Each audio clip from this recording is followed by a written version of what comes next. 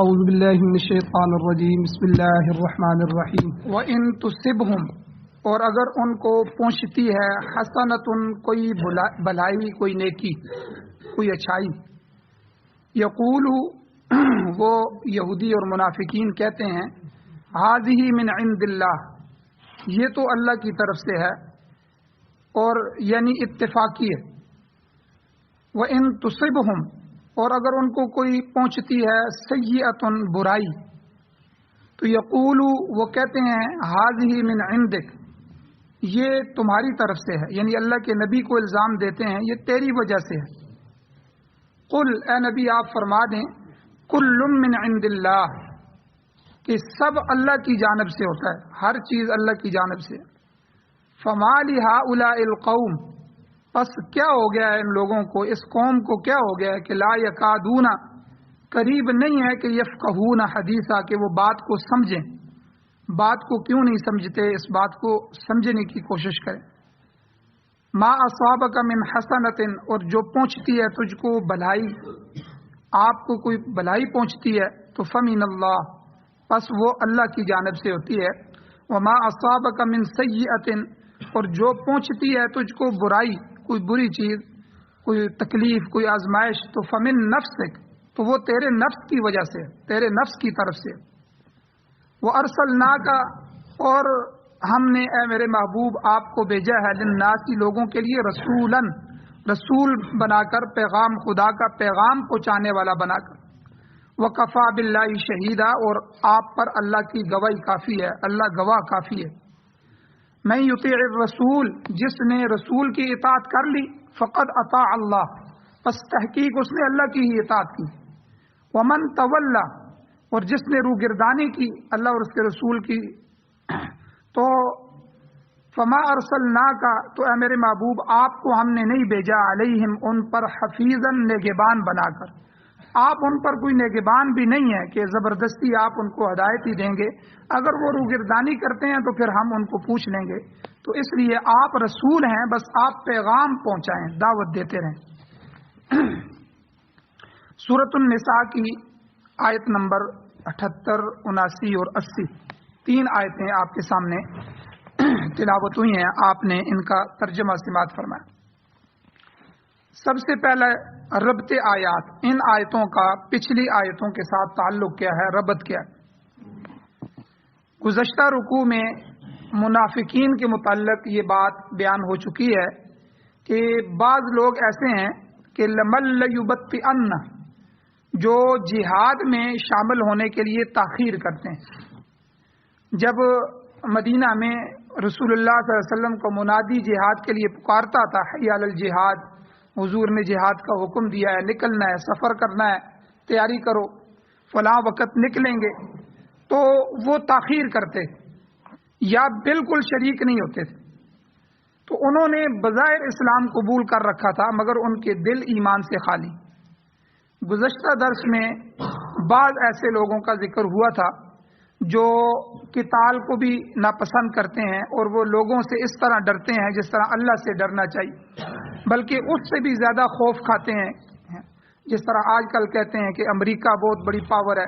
اور پتہ نہیں اگر ہم ان کی نہیں مانیں گے تو ہمارے ساتھ کیا ہو جائے گا اللہ تعالیٰ نے اسی نسل کو اپنی آنکھوں کے سامنے دکھا دیا کہ وہ لوگ وہ افغان وہ مجاہدین وہ طالبان جن کے پاس جوتے بھی نہیں تھے اللہ تعالیٰ نے 60 ملکوں کو ان سے شکست دلوائی وہ جدید ترین ٹیکنالوجیاں جدید ترین ہتھیار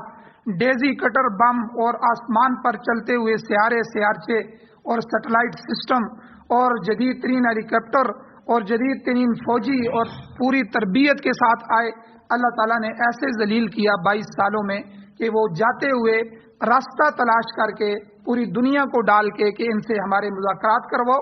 تاکہ یہ ہم سے بات چیت کریں یہ بات چیت بھی کرنے کے لیے تیار نہیں ہے اور پھر بات چیت کی اور پھر ذلت کے ساتھ دستخط کرتے ہوئے راتوں رات یہاں سے بھاگے تو یہ اللہ کی طاقت ہے اللہ تعالیٰ ہر دور میں اپنی طاقت دکھاتے ہیں تو ان لوگوں کے بارے میں پچھلے درس میں اللہ نے فرمایا کہ وہ لوگوں سے خوف کھاتے ہیں جہاد کا جب نام آتا ہے تو کہتے ہیں ہماری جان چلی جائے گی وہ مضبوط ہیں ان کی فوجیں ہیں ان کی طاقتیں ہیں یہ ہے وہ ہے بھئی آپ اپنا ایمان مضبوط کرو، اپنا عقیدہ مضبوط کرو، اپنا دل مضبوط کرو، اور اسلام پر، قرآن و سنت کی اشاعت پر اور اس کے غلبے پر، کہ اللہ کا یہ نظام پوری دنیا میں غالب آ جائے، ہمارے ملک میں غالب آ جائے، ہمارے خطوں میں، علاقوں میں غالب آ جائے، اس کے لیے اپنی جان کے نذرانے پیش کرو، پھر دیکھو اللہ کی مدد تمہارے ساتھ آتی ہے کہ نہیں آتی۔ تو اس لیے ایسے لوگوں کا بھی تذکرہ پچھلی آیات میں ہوا ہے جو ہے پکے سچے مخلص مومن، لیکن قتال کو ناپسند کرتے ہیں، اور اللہ نے خود کہا کہ وہ لوگوں سے ڈرتے ہیں اس طرح کہ جس طرح اللہ سے ڈرنا چاہیے، بلکہ اللہ کہتے ہیں وہ شد خشیہ، کہ اس سے بھی زیادہ خوف کھاتے ہیں۔ تو اس سلسلے میں میں نے مفسرین کے دونوں قول ذکر کیے گئے۔ ایک مفسرین کی جماعت فرماتی ہے کہ یہ آیت بھی منافقین کے بارے میں یہ ہے کہ وہ منافق اس طرح کرتے تھے کہ جب تک جہاد فرض نہیں ہوا تھا وہ اس سے بچے ہوئے تھے، مگر جب یہ فرض ہو گیا تو وہ گھبرانے لگے۔ لیکن جمہور دوسرے بعض مفسرین فرماتے ہیں کہ یہ آیت منافقین کے متعلق نہیں ہے، بلکہ نئے نئے اسلام لانے والے مسلمان اور کمزور قسم کے مسلمانوں کے متعلق آئی ہے، چونکہ جہاد ایک یاد رکھیں مشقت طلب کام ہے، جہاد کوئی آسان کام نہیں ہے، اور اس کی ناپسندیدگی یہ امر طبعی ہے، یعنی طبیعت ہی اس کو پسند نہیں کرتی۔ تو آپ اس کا اندازہ اس سے لگائیں کہ اللہ تعالیٰ نے نماز فرض کی تو نماز کے بارے میں اللہ تعالیٰ نے سمپل الفاظ فرمائے، سادہ الفاظ، اقیم الصلاۃ، نماز فرض ہے کہ اپنے اپنے وقت پہ جو ہے نماز پڑھو۔ اور اسی طرح رمضان آیا تو رمضان میں تھوڑی سی ترغیب دی، روزہ ذرا مشکل ہوتا ہے تو فرمایا کہ اے ایمان والو تم پر روزے فرض کر دیے گئے ہیں، اور یہ نہ سمجھنا کہ یہ تم پر ہی کیے ہیں، پہلے جتنی بھی امتیں گزری ہیں، جتنے نبی گزرے ہیں، میں نے ان پر بھی روزے فرض کیے تھے تاکہ یہ حکم ذرا ہلکا ہو جائے،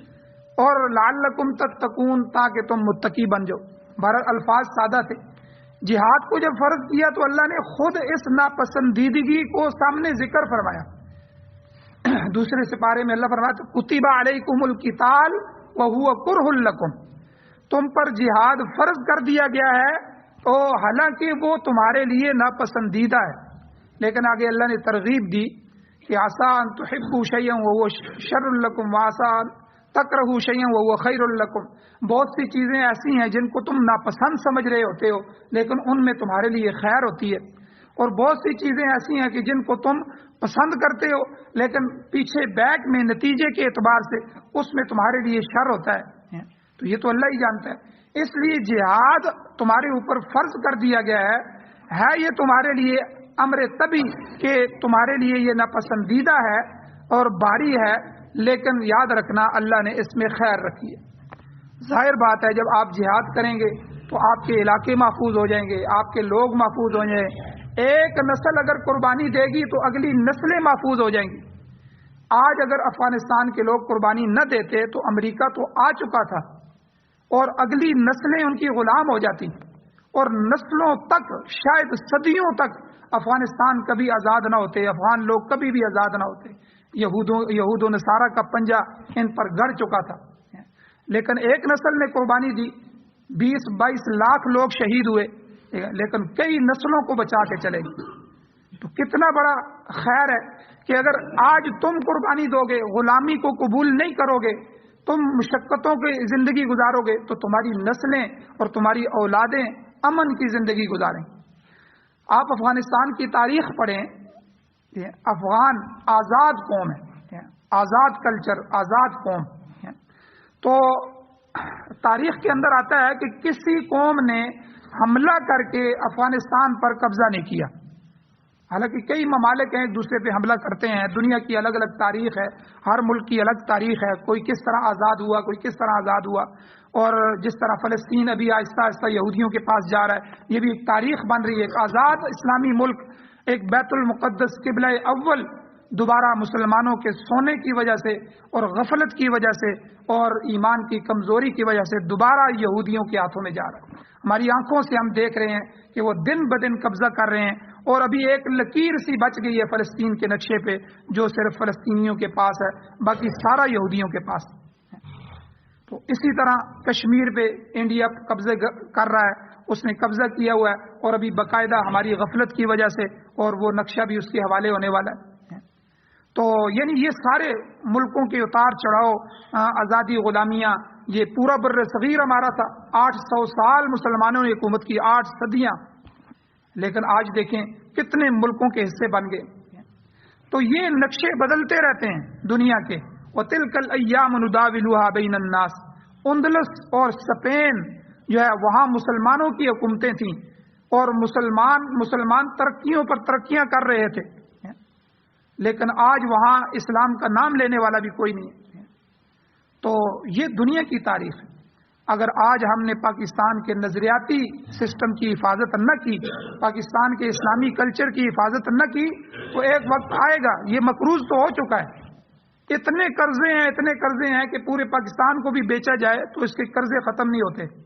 اور قرضوں پر قرضے حکمران لے رہے ہیں۔ جو آتا ہے وہ قرضے اتارنے کی تو بات ہی نہیں کرتا ہے، پہلا دورہ ہی وہ اس لیے کرتا ہے کہ ہمیں قرضے دو، ہمیں قرضوں کی ضرورت ہے۔ تو اتنے زیادہ قرضے ہیں، بلکہ ان کی قسط ادا کرنا، جو قسط ہے سود کی قسطیں، وہ قسطیں بھی ہم ادا نہیں کر رہے، ان قسطوں کو ادا کرنے کے لیے بھی نئے قرضے لے رہے ہیں۔ جس ملک کی، جس گھر کی، جس خاندان کی یہ حالت ہو جائے، اس کو کوئی اپنے پاؤں پہ کھڑا کر سکتا ہے؟ یہ ہماری کم عقلیوں کی وجہ سے ہم نے پہلے دن یہ ملک انگریز کے حوالے کیا۔ انگریزی عدالتیں، انگریزی تعلیم، انگریزی کلچر، انگریزی معاشرت، انگریزی معیشت، انگریزی سسٹم، ہر چیز کو ہم نے اپنے لیے باعث فخر سمجھا، اس میں کامیابی سمجھی، اللہ اور اللہ کے رسول کو اور اس کے دین کو ہم نے پاؤں کے نیچے رکھا۔ تو آج اللہ نے ہمیں غلامی کے اندر دھکیل دیا۔ بظاہر یہ ملک آزاد نظر آ رہا ہے، لیکن کئی ملکوں کا غلام ہے۔ ہمارے جرنل تک کے فیصلے یہاں نہیں ہوتے کہ جرنل کون مقرر ہوگا، اس کے بھی اشارے اور فیصلے وہاں سے ملیں گے تو تب جا کے وہ جرنل مقرر ہوتا ہے۔ وزیر اعظم بھی کوئی اپنی مرضی سے مقرر نہیں ہوتا، غیر مرئی طاقتیں وہ پیچھے بیٹھی ہوئی ہیں، وہ فیصلے کر رہی ہیں ہمارے مقدر کی، اور کیا بل پیش ہونا ہے، کیا بل پاس ہونا ہے، یہ پورے فیصلے ہوتے ہیں۔ تو اس لیے ایمانی طاقت کو بحال کرو، ایمان کو بحال کرو، اللہ اور اس کے رسول کے قریب آؤ، قرآن و سنت کو اپناؤ، اور نماز اور روزے اور حج اور زکوٰۃ جس سے اللہ کے قرب نصیب ہوتے ہیں، ان کی عادتیں ڈالو اور ان کے اوپر جو ہے اپنی نسلوں کو آباد کرو۔ ورنہ یاد رکھیں کہ ہماری نسلیں اگر اس کلچر کو نہیں سنبھالیں گی، اسلامی کلچر کو، تو وہ کل بٹیرے لڑائیں گی، وہ کتے لڑائیں گی، مرغے رکھیں گے اور اسی پر اپنا پیسہ بہائیں گے۔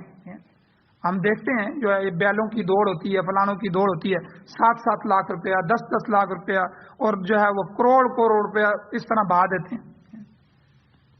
لیکن دین کے لیے ہم خرچ کرنے کے لیے تیار نہیں۔ تو بہرحال اللہ تعالیٰ نے ایسے لوگوں کا بھی یہاں تذکرہ کیا پچھلی آیات میں کہ جو اللہ سے ڈرنے کی بجائے لوگوں سے ڈرتے ہیں۔ جہاد کا جب نام آتا ہے تو وہ جہاد سے گھبرا جاتے ہیں۔ تو اس لیے یہ ایک طبی امر ہے کہ اس سے ناپسندیدگی ہوتی ہے، لیکن اللہ تعالیٰ نے فرمایا کہ جہاد ایک مشقت طلب کام ہے، انسان کمزور واقع ہوا ہے، اسی کمزوری کی وجہ سے جہاد سے ہچکچاتا ہے۔ تاہم یہ لوگ ایماندار ہیں کہ بعض کمزور دل لوگوں کے دلوں میں وسوسے بھی پیدا ہو جاتے ہیں، تو اللہ تعالیٰ نے اس کو حدیث نفس کی طرف کہا کہ یہ ان کے دل کے وسوسے تھے جو کہ قابل مواخذہ نہیں ہے۔ بہرحال تمہیں جنگ جیسے، جہاد جیسے کام میں پڑنا ہوگا، اس مشقت کو اپنانا ہوگا۔ تو افغانستان کی تاریخ میں بتا رہا تھا کہ افغانوں نے 3 بڑی سپر طاقتوں کو توڑا ہے، یہ اسی 40 50 60 سال کے عرصے میں۔ سب سے پہلے برطانیہ، کہ برطانیہ جو ہے اس صدی، یہ پچھلی صدی جو ہے 100 سال پہلے کی دنیا کی سب سے بڑی طاقت تھی۔ برطانیہ کا نقشہ آپ دنیا میں دیکھتے ہیں، پرانا نقشہ، بر صغیر سارا برطانیہ کا حصہ تھا، فرانس برطانیہ کا حصہ تھا، بلکہ یہ کہا جاتا تھا کہ مشرق جب سورج طلوع ہوتا ہے تو برطانیہ کی سرزمین والے ملک سے طلوع ہوتا ہے، اور جہاں مغرب میں جا کے غروب ہوتا ہے وہاں تک برطانیہ کی حکومت تھی، یعنی مشرق سے مغرب تک کے ممالک برطانیہ کے پاس تھے۔ اور جب سے برطانیہ کو توڑ دیا گیا، آج دنیا کے نقشے میں دیکھیں برطانیہ چھوٹا سا ملک ہے، بالکل چھوٹا سا۔ پھر اس کے بعد اللہ رب العزت کے سامنے روس آیا، انہوں نے کہا کہ ہم سپر پاور ہیں، پھر وہ افغانوں سے ٹکرائے، تو یہ افغانوں کی تاریخ ہے کہ ان کی دوسری نسل نے پھر قربانی دی. پہلی نسل نے برطانیہ کے مقابلے میں قربانی دی، پوری دنیا کو بچایا. پھر دوسری نسل نے دوسری سپر پاور سے ٹکرا کے جو ہے پھر قربانی دی. روس پھر اسی زمین میں دفن ہوا. آج بھی کئی چوکوں پہ اس کے وہ پرانے کھنڈر بنے ہوئے ٹینک پڑے ہوئے ہیں، نشان عبرت بن گیا پوری دنیا کے لیے. اس کے بعد پھر جب روس کی بڑا نقشہ ٹوٹا دنیا کا، اس میں ازبکستان، تاجکستان اور یہ چچنیا اور یہ بڑے بڑے ملک جو اس وقت دنیا میں الگ اپنی شناخت رکھتے ہیں، یہ سارے روس کا حصہ تھے. اللہ نے اس نقشے کو توڑ دیا. پوری دنیا کے سامنے اللہ نے اس نقشے کو توڑا اور یہ سارے ممالک آزاد ہوئے، الگ الگ ہو گئے اور روس پھر تھوڑا سا رہ گیا. اور پھر آج دنیا نے دیکھا امریکہ پوری دنیا کے ساتھ آیا اور سپر پاور بھی ہے پوری دنیا. 7 ملک تو ان کے جو لڑنے والے تھے وہ تو ایٹمی تھے، 7 ملک ایٹم رکھنے والے. لیکن اللہ تعالیٰ نے ابھی یہ 2 سال پہلے پوری دنیا کے سامنے نقشہ دکھایا کہ اللہ نے ان کو ذلیل و خوار کر دیا. اور اگر یہ رہ جاتے، دنیا کی تاریخ بتاتی ہے آپ کو کہ یہ ملک ٹوٹ جاتا. 52 ریاستیں امریکہ کی ٹوٹنے کے لیے بالکل تیار تھی. اس وقت دنیا کے 20 وہ ممالک جن کے اوپر سب سے زیادہ قرضہ ہے، امریکہ اس لسٹ میں شامل ہے. تو یعنی قرضے کے لحاظ سے یہ تو اس کی چودراہٹ ہے کہ وہ مقروض ہوتے ہوئے بھی اپنی چودراہٹ جانے. یہ مجبوری تھی ان کی یہاں سے نکلنا کہ ہر روز جو ہے وہ کروڑوں جو ہے ٹریلین ڈالر کے حساب سے ان کے اخراجات ہو رہے تھے. تو اس لیے وہ اگر نہ نکلتے، دنیا دیکھتی کہ سال 2-3 سال کے اندر یہ پوری دنیا کے سامنے ان کی ریاستیں ٹوٹ جاتی، الگ الگ ریاستیں، الگ الگ ملک بن جاتے. تو بہرحال ابھی بھی ان کی ریاستوں کے اندر معاملات چل رہے ہیں. امریکہ کی 22 ریاستوں نے پولنگ سٹیشن کیے ہیں کہ ہم ان سے الگ ہونا چاہتے ہیں، ہم امریکہ کے متحد نہیں رہتے. 52 ریاستوں میں سے بغاوت اندر پک رہی ہے. تو بہرحال اللہ تعالیٰ دنیا کے نقشوں کو چینج کرتا رہتا ہے. تو یہ دنیا کے نقشے ہیں. اس لیے ایمان والے کو کمزور نہیں ہونا چاہیے. ایمان والے کو تاریخ کا مطالعہ کرنا چاہیے، پچھلے لوگوں کو دیکھنا چاہیے، قرآن و سنت کو دیکھنا چاہیے. وہ احادیث مبارکہ جو قرب قیامت کے بارے میں ہیں اور دجال کے بارے میں ہیں، دجالی سسٹم کے بارے میں ہیں اور آنے والے فتنوں کے بارے میں ہیں، ان کا خاص طور پہ مطالعہ کریں اور ان کو پڑھیں کہ ہم اور جو ہے ہمارا کلچر اور ہماری نسل کس سسٹم کا حصہ بنتے جا رہے ہیں. اور آنے والے دور میں شاید ہم نہ رہیں دنیا میں، لیکن کیا یہ حضرت مہدی کے ساتھی ہوں گے، حضرت عیسیٰ علیہ السلام کے ساتھی بنیں گے، یا جو ہے دجال کے ساتھی بنیں گے؟ تو ہمارے کلچر کو دیکھا جائے، ہماری نسلیں ان کے لیے راہ متعین کیے جائیں کہ آئندہ آنے والے دور میں یہ رحمانی طاقتوں کا حصہ بنے، شیطانی طاقتوں کا حصہ نہ بنے. تو اس لیے اپنے کلچر کو اپنائیں، اپنے رسول اللہ سے محبت کریں، رسول اللہ کے چہرے کو پسند کریں، حضور علیہ السلام کے طور اطوار طریقوں کو پسند کریں، سنت کی زندگی گزاریں، سنت کے اوپر زندگی گزاریں، سنت کے اوپر مر جائیں. اسی میں دنیا کی بھی کامیابی ہے اور اللہ تعالیٰ نے آخرت کی عزت بھی اسی میں رکھی ہے. تو بہرحال اللہ تعالیٰ نے یہاں ان دونوں چیزوں کا تذکرہ کر کے منافقین کا بھی اور دوسرے مسلمانوں میں سے کمزور دل واقع ہونے والے لوگوں کا بھی کہ وہ کمزور دل واقع ہوئے ہیں اور جب جہاد کی بات آتی ہے تو گھبرا جاتے ہیں اور اس طرح کی باتیں کرتے ہیں کہ کیوں ہم پر جہاد فرض کیا گیا، کوئی لولا اخرتنا الی اجل قریب، تھوڑی مدت اور جو ہے جہاد فرض نہ ہوتا، کوئی وقت ہمیں اور دے دیا جاتا. تو اللہ تعالیٰ نے یہاں فرمایا کہ دیکھو دنیا کے لیے جینا چاہتے ہو، دنیا کی وجہ سے گھبرا جاتے ہو، تو کل اے نبی اعلان فرمائے متاع الدنیا قلیل، دنیا تو مختصر ہے، اس کی زندگی کا ساز و سامان بالکل تھوڑا ہے، اور آخرت جو ہے والآخرۃ خیر لمن اتقی، متقی جو لوگ ہیں، تقوی والے جو لوگ ہیں، ان کی نظر تو اصل آخرت پر ہوتی ہے. آخرت دائمی زندگی ہے، ہمیشہ کی زندگی ہے، اور یہ زندگی اچھے اعمال سے ہوگی تو آخرت تمہارے فائدہ مند ہو جائے گی. لہذا جہاد بھی کرو، دیگر اعمال صالحہ، نماز روزہ حج زکوٰۃ صدقے خیرات جو ہے یہ بھی کرو. موت تو بارہا وقت اپنے اوپر آنے والی ہے، اس کا وقت مقرر ہے، اس نے اپنے وقت سے ٹلنا نہیں ہے. چاہے اللہ نے فرمایا اے جو ہے اینما تکونوا تم جہاں بھی چلے جاؤ یدرککم الموت، موت تمہیں پا لے گی، ولو کنتم فی بروج مشیدہ، تم مضبوط مستحکم قلعوں میں بھی بند ہو جاؤ تو تم موت سے نہیں بچ سکتے، لہذا بزدلی کا اظہار تمہارے لیے مفید نہیں ہے، آخرت کے حصول کے لیے بڑھ چڑھ کر کام کرو۔ تو اللہ تعالیٰ نے یہاں تنبیہ بھی فرما دی تاکہ اہل اسلام جو ہیں وہ دین کے معاملے میں کمزوری نہ دکھائیں۔ تو اب آج کی آیات میں یہاں بھی اللہ تعالیٰ نے یہودیوں اور منافقین، یہ یہودی اور منافق یہ دو طبقے تھے۔ 13 سالہ جو مکہ کی زندگی تھی حضور علیہ السلام کی، اس میں جو مد مقابل تھے وہ مشرکین تھے، مشرکین مکہ، مقابلہ ان سے تھا۔ تو اس لیے توحید توحید توحید توحید کی دعوت سب سے زیادہ مکہ میں تھی، اور صرف توحید دعوت و تبلیغ تھی، بس اور کوئی نہیں تھا۔ جہاد سے منع کیا گیا، ہاتھ بھی نہیں اٹھا سکتے، تربیت کے مراحل چل رہے تھے کیونکہ سامنے شرک تھا، انہوں نے ہر گھر میں شرک جاری کر رکھا تھا، جہاں کسی کو کوئی اچھا سا پتھر نظر آتا اسی کو تراش کے اسی کے سامنے سجدہ شروع کر دیتا، اور 360 کے قریب بت انہوں نے تو اللہ کے پاکیزہ گھر بیت اللہ کے اندر رکھے ہوئے تھے، اور دعویٰ یہ تھا کہ ہم دین ابراہیمی پر ہیں، ابراہیم علیہ السلام کی نسل ہے، ہمارا عقیدہ ابراہیم علیہ السلام والا ہے۔ تو اللہ کے نبی علیہ السلام کو اور صحابہ کو بڑی مشقتیں آئیں، یہ بڑا ایک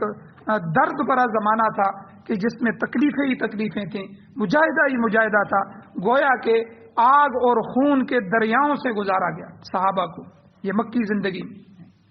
لیکن جب مدینہ میں آئے تو وہاں مشرکین تو نہیں تھے، اگرچہ یہ طبقے بھی مشرکین کے ہی تھے لیکن مشرکین مکہ نہیں تھے، بلکہ وہاں ایک نیا طبقہ، دو نئے طبقے آ گئے کہ ایک تو سامنے یہودی تھے جن کا پہلے سے ہی مدینہ پر قبضہ تھا، راج تھا، اور دوسرا جو ہے مکہ میں منافق کوئی نہیں تھا، جو بھی آتا وہ اسی دریا سے گزر کے آتا آگ اور خون کے، تو اس لیے وہ پکا سچا کندن ایمان والے تھے۔ تو لیکن مدینہ میں جب یہودیوں میں سے کچھ، اور جگہ جگہ پیچھے بھی قرآن مجید نے بیان کیا کہ ان کی چالیں بھی یہ تھی، اور پھر دوسرے لوگ بھی مسلمان ہوئے، تو ان میں کمزور مسلمان یا کمزور قسم کے لوگ جو ہے وہ منافقین کی لسٹوں میں بھی شامل ہو۔ تو یہ منافق اور یہودی یہ دو طبقے جو ہے مدینہ میں حضور علیہ السلام کے مد مقابل تھے، سامنے تھے۔ تو یہاں جو کچھ ہوا اس میں سے جو ان کے نظریات تھے برے نظریات، اور اللہ تعالیٰ نے ان کا بھی یہاں رد کیا۔ ان میں سے ایک بات، جگہ جگہ یہ رد موجود ہے یہودیوں کا، یہودیوں کے 40-42 کے قریب وہ برائیاں جو ان کے اندر پائی جاتی تھیں، سورہ بقرہ میں شروع سے لے کر ایک پاؤ سے شروع ہوتے ہیں، پونا سپارہ اللہ تعالیٰ نے وہ سارا کا سارا یہودیوں کا بیان کیا، پہلا سپارہ۔ اور یہاں بھی پھر اس کے بعد بھی جگہ جگہ جو چیز سامنے آتی گئی اللہ تعالیٰ نے قرآن مجید میں بیان فرمائی۔ یہاں بھی ان کا ایک نظریہ تھا، غلط نظریہ، کہ یہ لوگ خیر اور شر کو مختلف ذرائع کی طرف منسوب کرتے تھے۔ تو اس آیت کریمہ میں حسنہ اور سیئہ یہ دو الفاظ اللہ تعالیٰ نے استعمال فرمائے ہیں، یعنی اگر انہیں کوئی بھلائی پہنچتی تھی، کوئی مال مل گیا، کوئی صحت مل گئی، کوئی بھلائی کی کوئی چیز بھی بھلائی پہنچتی تھی تو اسے اتفاقی قرار دیتے تھے کہ بھائی یہ تو اتفاقی ہے، اللہ کی طرف سے ہے، جو ہے ہو گیا ہے اتفاقی۔ اور جب کوئی تکلیف پہنچتی تھی، کوئی بیماری پہنچتی تھی، کوئی نقصان ہو جاتا تھا تو اس صورت میں اللہ کے نبی کو الزام دیتے تھے کہ یہ آپ کی وجہ سے نقصان ہوا ہے۔ مفسر قرآن امام بیضاوی رحمۃ اللہ علیہ فرماتے ہیں حسنہ یہ اطاعت اور نیکی کو کہا جاتا ہے، اور اس کا اطلاق ہر اچھی حالت پر ہوتا ہے۔ حسنہ اگر کسی کو اچھی حالت نصیب ہو جائے، سرسبزی نصیب ہو جائے، دولت مندی نصیب ہو جائے، صحت نصیب، یہ سارے حسنہ کے اندر آتے ہیں۔ قرآن مجید نے جب ہمیں دعا سکھلائی تو یہی دعا سکھلائی ہے، ربنا آتنا فی الدنیا حسنہ، اے اللہ ہمیں دنیا میں بھی حسنہ عطا فرما، وفی الآخرۃ حسنہ، آخرت میں بھی حسنہ عطا فرما، وقنا عذاب النار، آگ کے عذاب سے بچا۔ تو یہ حسنہ یعنی اے اللہ ہمیں دنیا میں حسنہ یعنی دنیا کی بہتری اور دنیا کی بھلائیاں عطا فرما، یعنی ہمارا ہر کام اچھا ہو جائے، ہر کام کی جو اچھائی ہے وہ آپ جانتے ہیں، اچھی حالت ہے وہ آپ جانتے ہیں، جو تیرے نزدیک پسندیدہ ہو اے اللہ ہمیں دنیا میں ہر معاملے میں وہ ہمیں عطا فرما۔ بیوی اے اللہ ہم نکاح کرنا چاہتے ہیں تو جو ہمارے لیے بہتر ہے وہ بیوی ہمیں عطا فرما۔ اولاد آگے آپ ہمیں دینا چاہتے ہیں تو ایسی اولاد عطا فرما جس میں اچھائی ہو، یہ نہ ہو کہ کل اولاد کی وجہ سے ہمیں رسوائی اٹھانی پڑے اور جگہ جگہ ہم ذلیل ہو جائیں۔ تو یعنی تجارت، سواری اور مکان، ہر چیز میں بہتری کے لیے اللہ سے دعا مانگنی چاہیے کہ اے اللہ ہمیں دنیا کی بھی بھلائیاں عطا فرما اور آخرت کی بھی بھلائیاں عطا فرما۔ تو حسنہ کا مفہوم جو ہے یہ وسیع ہے، یعنی حسنہ صرف ایک اچھائی کو نہیں کہتے، حسنہ کا مطلب یہ ہے کہ ہر معاملے میں بہتری عطا فرما۔ اور اسی طرح سیئہ سے مراد کوئی ایک بری حالت نہیں ہے بلکہ ہر بری حالت، تنگ دستی، اے اللہ حالات تنگ ہو جائیں، پریشانی، حالات تو اچھے ہیں لیکن اولاد کی پریشانی آ گئی، بیوی کی آ گئی، تجارت کی آ گئی، اور یا کاشت سالی آ گئی، فقر آ گیا، فاقہ آ گیا، بیماری ایسی آ گئی یا کسی جگہ شکست کا سامنا ہو گیا، تو یہ ساری حالتیں جو ہیں یہ سیئہ کے اندر آتی ہیں۔ تو ان دونوں حالتوں کا تذکرہ اللہ تعالیٰ نے اس آیت میں کیا ہے، اور اسی ضمن میں منافقین اور یہود کا جو نظریہ باطل تھا اللہ تعالیٰ نے اس کا پردہ چاک کیا ہے اور اس باطل نظریے کو رد کیا ہے۔ اور آگے انشاءاللہ اس کی تفصیل جو آئے گی انشاءاللہ کل کے درس میں بیان کی جائے گی۔ اللہ تعالیٰ سے دعا ہے اللہ تعالیٰ ہمیں عمل کی توفیق عطا فرمائے، آمین۔ الحمدللہ رب العالمین والعاقبۃ للمتقین والصلاۃ والسلام علی رسولہ النبی الامی الکریم۔ یا اللہ ہماری کمیوں کوتاہیوں کو معاف فرمائیے، درگزر فرمائیے، یا اللہ صغیرہ کبیرہ گناہوں کو معاف فرمائیے۔ قرآن و سنت کو پڑھنے، پڑھانے، سننے، سنانے، سمجھنے، سمجھانے اور اس کی اشاعت کرنے کی، یا اللہ اس کے غلبے کے لیے اپنی جان، مال، عزت، آبرو کو بھی قربان کرنے کی توفیق عطا فرمائیے، جذبہ جہاد نصیب فرمائیے۔ یا اللہ اپنے دین کی محبت نصیب فرمائیے، اپنے رسول کی محبت نصیب فرمائیے، یا اللہ اپنی محبت کی چاشنی نصیب فرمائیے، یا اللہ اپنا قرب نصیب فرمائیے، یا اللہ اپنا ولی بنا دیجیے، یا اللہ ہماری اولادوں اور نسلوں کو کفر، نفاق، شرک، رسم و رواج، بدعات، رسومات اور ہر برائی سے محفوظ فرمائیے۔ یا اللہ نیکی کا راستہ یا اللہ روشنی کی طرح دکھا دیجیے، یا اللہ خود ہماری رہبری، خود ہماری رہنمائی، خود ہماری اور ہماری نسلوں کی تربیت فرمائیے۔ یا اللہ قرآن و سنت کو بطور آئین، بطور دستور، بطور ضابطۂ حیات ہمارے مقدر فرمائیے، امارت اسلامیہ شریعہ، خلافت راشدہ کا قیام نصیب فرمائیے۔ یا اللہ جو حضرات پریشان حال ہیں ان کی پریشانیوں کو دور فرمائیے۔ یا اللہ جو بیمار ہیں، اسپتالوں میں ہیں، گھروں میں ہیں، روحانی جسمانی بیمار ہیں، ان کو شفاء کاملہ عاجلہ مستمرہ دائمہ نصیب فرمائیے۔ یا اللہ جو حضرات ایمان کی حالت سے اس دنیا سے جا چکے ہیں ان سب کی بخشش فرمائیے۔ صلی اللہ تعالی علی خیر خلقہ محمد وآلہ وأہل بیتہ وازواجہ وذریتہ وعطرتہ اجمعین برحمتک یا ارحم الراحمین۔